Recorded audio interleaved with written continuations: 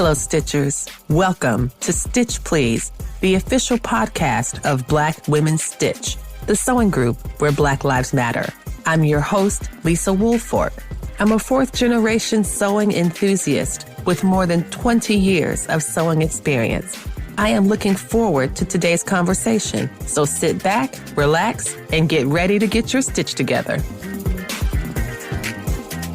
Hello, everybody, and welcome to the Stitch Please podcast. As I say every week, this is a very special episode because for this episode, we are talking with Angela Carol Franklin, who is an artist, a storyteller. You know what? Actually, let me tell you what someone posted about her, just to give you a tiny idea about her work. And this was on her Instagram page, and the comment read, "Angela, your works are masterpieces, storytelling, gut-wrenching, heartstring pulling, prouder and proud pieces. Girl, you are amazing." Thank you. So this is who we are talking to today. Welcome so much, Angela Franklin, to the program. We are very glad to have you. Thank you. It's my pleasure. Thank you so much for those beautiful comments to open the program. Thank you. Wonderful. Well, let's just get started with the beginning. How would you describe the beginning of your sewing story? I would say that it was just kind of around me everywhere.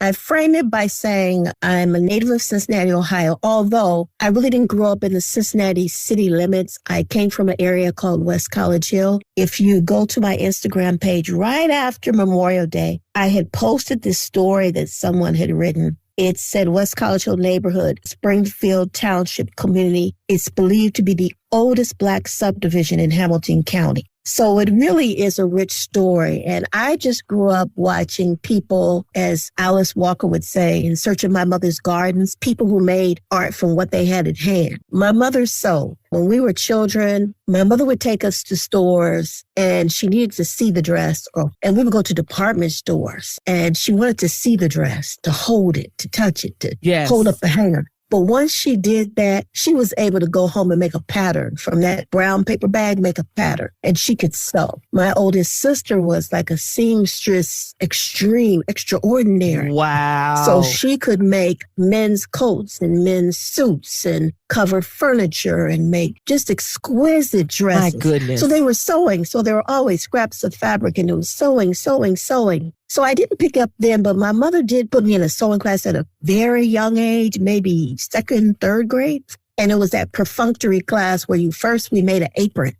Okay. Then we made a pair of shorts with an elastic waist. Then we made a skirt with a zipper. So we followed these steps to sewing. And that was fine. And then I sewed through like middle school and high school. I always tell people in high school I made my prom dresses. And I was sewing so much that I noticed my mother never wanted to buy me anything. She was always like, "You can make that." Like, "Are you sure you want me to buy that for you, Angela? I bet you can make it way better than that. I believe in my daughter. I'm not getting that. We're not going to buy that, girl. Look, we're going to let your genius fly." Yeah, and I thought, but I want to walk into the store and buy something, as we would say in Senegal, prêt-à-porter, already made. That's right. When I entered sewing as an art form, I always tell people I don't follow the rules. When I see those groups where they do rules, cut the square this way, I don't follow the rules. So I always tell people I'm not a quilter. I'm just an artist who works with textiles and mixed media because I think there are rules in quilting and I don't follow them. Some of my not following them is having been places where the traditional materials and everything that you would have in the U.S., they just weren't there to be found.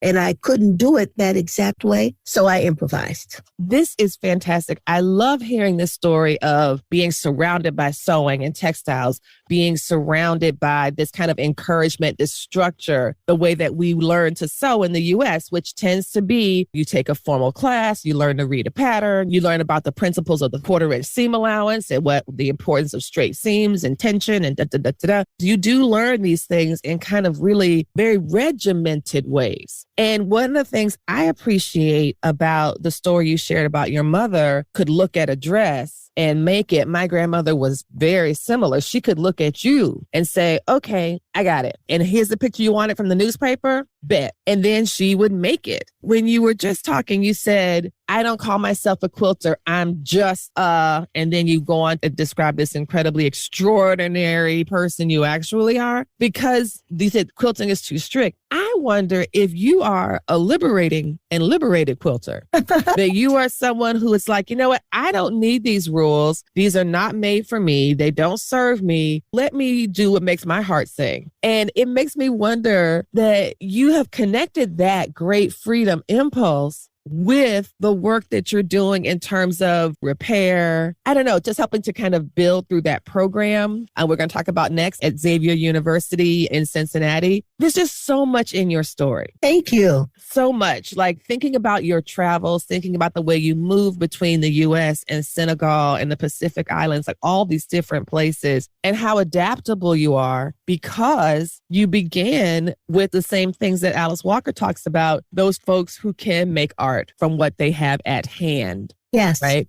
That it's not something that you have to go and purchase all the things you need. You have the things you need around you because these are the things you have. And so there's something so incredibly powerful about that. Can you talk a bit more about the connection between this type of regimented learning to sew in these very strict ways, or being told that in order to somehow qualify as a quilt, it has to follow these rules? Do you see the connection between those and the ways that folks around the world do sewing and quilting, or how other folks just manage to create from what they have at hand? Well, you know, the interesting thing is I have to pay homage. When I was living in Baltimore, there was a wonderful quilter. Her name was Barbara Piatilla. Barbara was a friend of mine. She didn't live too far away. And I worked in another medium. She'd always say, you should make a quilt. You should make a quilt.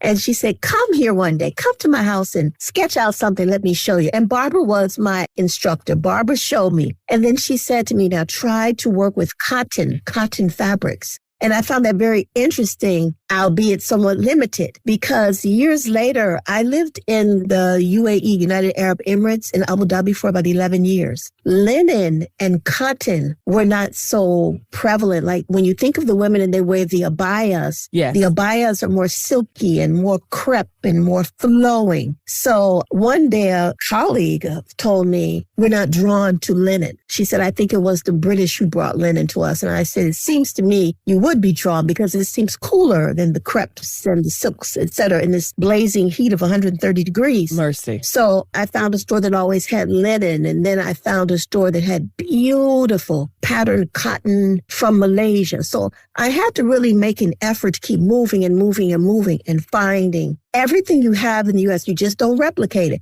Whereas in Senegal, I always tell people it was a fabric overload. So whenever I would go to the market, I would go crazy because the fabric was there. It was basically cotton, and it was from all the different countries. I was in West Africa, in Dakar. So when I'm in Senegal, I can always get my fabric thing going, always. And it can be solid color, it can be patterned. So it just depends. And then when I moved to the Marshall Islands, I walked into a store maybe 4 days later, and you find those beautiful Hawaiian, Polynesian print fabrics. And it is just color, color, color, design, design, design. And I made a rule that if I'm going to be here, let me use fabric that is found here. Let me not rely on African fabric in the Pacific Island. Or if I'm in the Middle East, let me rely on what I see there. So the fabrics kind of change. Yes. And that change shows where I'm moving on to, etc. It's really incredible because what that allows you to do is to both grow as an artist and to be connected to the community in which you are living. And so rather than saying, oh, I'm a quilter and I live in the Marshall Islands and there's no Joanne fabric or there's not whatever, I can't somehow quilt. Every region you describe has a rich textile history and has their own priorities and how they resource materials. And so I think it sounds like you get to really extend and stretch yourself as an artist based on your geography. I mean, other things can become harder because I feel like in the Marshall Islands, it wasn't so easy to find, let's say, acrylic paint. It just wasn't. And it wasn't so easy to find a wide variety of colors in thread. But at that point, I thought, who made that rule that green fabric must have green thread? Can you use pink if it's all I have? You kind of see that change is starting to happen because it became exhausting to order thread from someplace else to come there. So those things start to happen. It's a nice evolution. It's nice. It sounds so beautiful. I want to return to your college days because this opened up an opportunity for you more recently to help engage in the work of acknowledgement and repair. You attended Xavier University in Cincinnati, Ohio, that has historical connections, many universities, to slavery. The founding president, Bishop Edward Fenwick, was really well noted for helping to grow Catholicism in the Ohio and Kentucky regions. And he enslaved people in order to do so and to support his lifestyle and the work of the church and the work of the university. And so as part of a repair process, Xavier University created the Stained Glass Initiative. And I'm going to pause here to say that there are quite a few Xavier Universities. The ones that the listeners of this podcast might be more familiar with is the historically Black, the HBCU, the Historically Black College University, Xavier University in New Orleans. We're talking about a different Xavier University. The one that Angela Franklin attended is Xavier University in Ohio, a Catholic institution at which she studied art. So tell me a bit about what that was like to study art at Xavier University of Ohio and then be invited back to use your art to improve and help heal the university. I think Xavier had a small but strong program for the arts. What I liked about it is that they did not have this regimented thing where there's fine art and craft, which you find so much. And usually women are relegated to craft and men are fine arts. So I was able to study painting, sculpture, printmaking, and I also studied enameling, ceramics. We had a wonderful teacher with batik and tie-dye. So I got to do all that without major hierarchy. And that was really valuable. So it seems like even through your training, there were very few boundaries. There weren't the boundaries between art and craft. There weren't the boundaries between, well, you're going to study this and be in this vein, and you are only going to work in this medium. You got to sample and have a very broad-based arts education that seems to encourage a lot of blurred lines or no lines at all. I think so. And for me, it was a major thing. I used to enamel a lot. Do a lot of copper enameling, glass fusing. And my whole passion right now is to go back to it. How did I recede from that? It's just the fact that it's not so easy to carry a kiln around the world with you. I bet. Because when I showed up in Senegal, the U.S. was on 110 and Senegal was on 220 of voltage. Oh, so the electricity did not correspond. So even if you brought your kiln there, you couldn't plug it in. I could plug it in after a while. I had someone build an adapter, but things that draw heat, like a kiln draws heat, when they draw heat, they really draw heat. So electricity was high in Senegal. So it wasn't like in my studio in the U.S., I would turn on my kiln at 8 or 9 in the morning and I would enamel all day till 4 or 5 o'clock. But there was no such thing as doing that there because of the cost of electricity. And that's when I looked over and said, man, that fabric over there is affordable. And that's when I started to switch that. Yeah. I think that was important. But going back to Xavier, when I first arrived, the idea was that I would also do more enameling because they took me to see all the kilns they had there. So they hadn't been used in a while, and that was a great idea. But what happened is I arrived at the onslaught of COVID, like February, March 2020. Oh. So that redefined the whole period there. It didn't allow me to do as much research as I would want to do. I was working on a project with young artists at the Kennedy Heights Art Center. And we were to do 8 sessions. We only got 4 done before they closed down. So again, everything had to flip and, you had to pivot to the right and pivot to the left to keep going. I mean, in many ways, I think it was kind of a trauma, but we kept going to create the 4 pieces. Wonderful. September is National Sewing Month, and the Stitch Please podcast is going to celebrate that like we celebrate every episode by centering Black women, girls, and femmes in sewing. For September, however, we are going to be talking with Black women authors who are also sewists. So tune in for the month of September, and you will hear from writers like Bianca Springer, Hakima Hapa, Leslie Ware, Olubemisola Rude Perkovich, and more. So listen out for September, and we will help you get your stitch together. We were speaking about geography earlier and how important it was that you kind of adapt to wherever you were in order to drill down into the local, in order to source materials or to process. Like you said, you couldn't run a kiln for 8 hours a day in Senegal when electricity is not structured in the same way and it's much more expensive. And so you've changed your practice based on these different locations. I want to talk about the ways in which the Ohio-Kentucky border is so charged. Xavier University, y'all, as I said earlier, is in Cincinnati, Ohio. And Toni Morrison is a writer who is from Ohio. She's from Lorain, but she's from Ohio. And her book, Beloved, talks about, in part, Setha's escape from Kentucky into Ohio, where she believed that she'd be able to live free. And it's not possible. What I find so powerful about your work and the way that you are interested in thinking about enslavement and Black history and history of white dominance and white supremacy, all of these things that are important when we consider that Ohio-Kentucky border.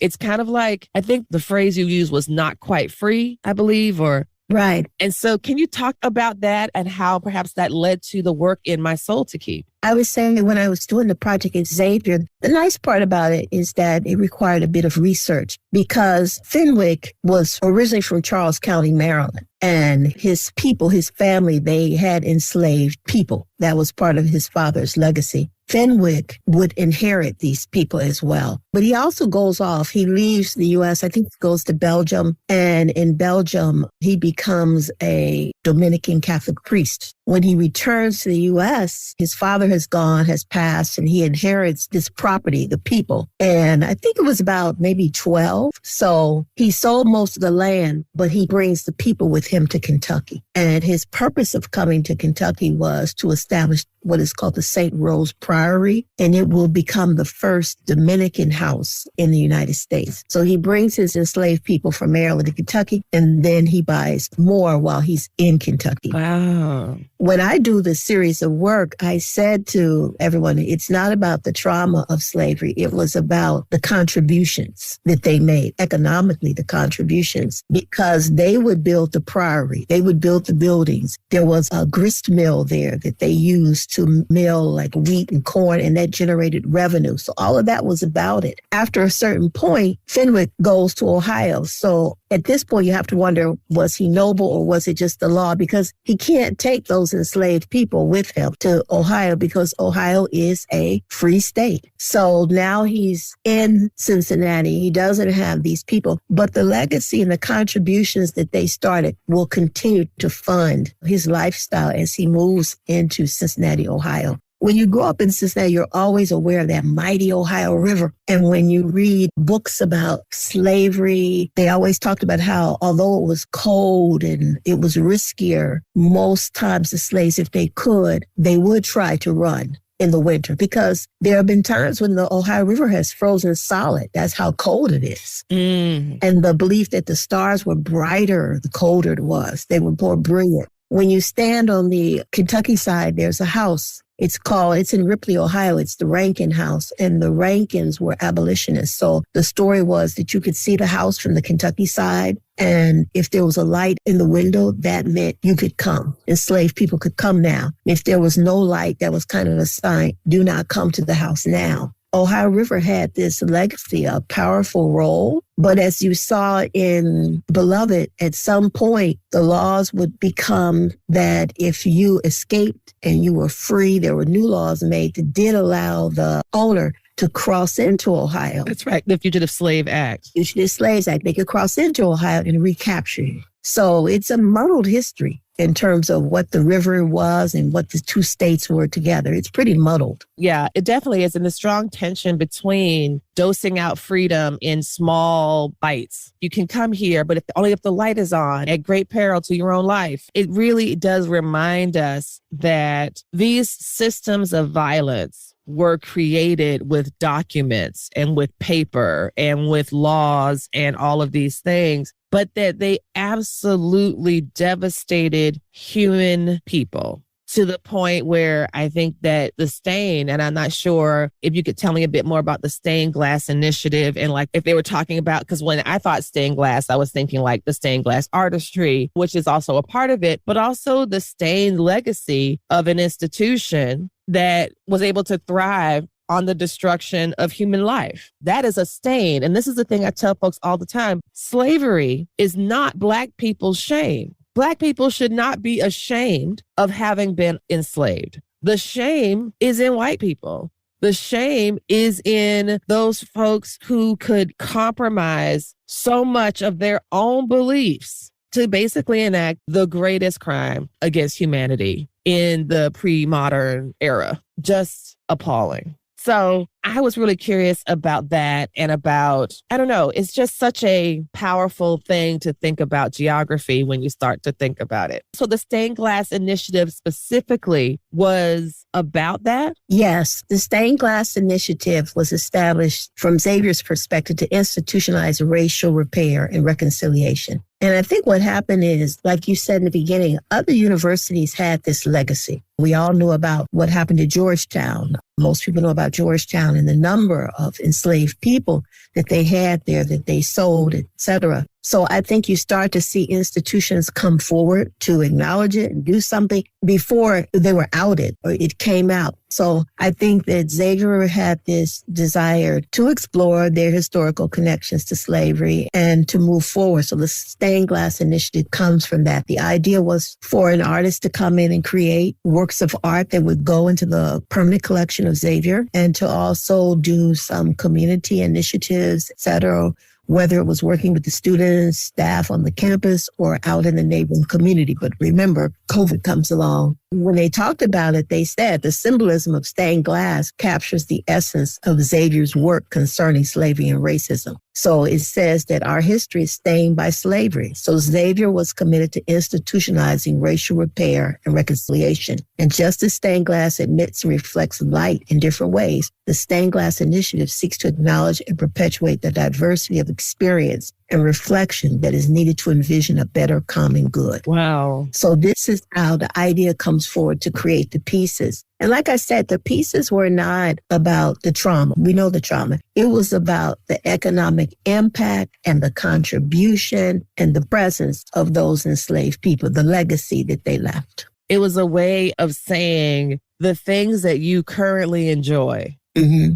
My DNA is on that. Yes. Exactly that. So tell me about My Soul to Keep. What is that project? I've seen the posters. It's absolutely beautiful. Can you share with us some of your motivations behind that and what the outcome has been? The response to My Soul to Keep has been very positive. If you know anything about Dakar, Senegal, every 2 years, there's a phenomenal international exhibit that takes place throughout the city. It's called the Dakar Biennale. Oh, wonderful. So we had proposed this, myself and Phyllis Jeffers Coley, working in collaboration, and we proposed this in 2020. But again, COVID came along. Oof. Phyllis had just published her book this year, 2022, called We Got Soul, We Can Heal. And it's just a powerful book. And so much of what she was saying in the book was related to the pieces that I had created. So we said, okay, we're going to try this again. Because the full title of the book is We Got Soul, We Can Heal, Overcoming Racial Trauma Through Leadership, Community, and Resilience. Oh, that's wonderful. So it's like your art was a companion piece to that book. Yes. Oh, my gosh. And she talked about the pieces in 2 of her chapters, maybe 2 or 3. She talks about some of my pieces because we had worked on a previous program in 2020. So it was just the natural that we put it together in that way.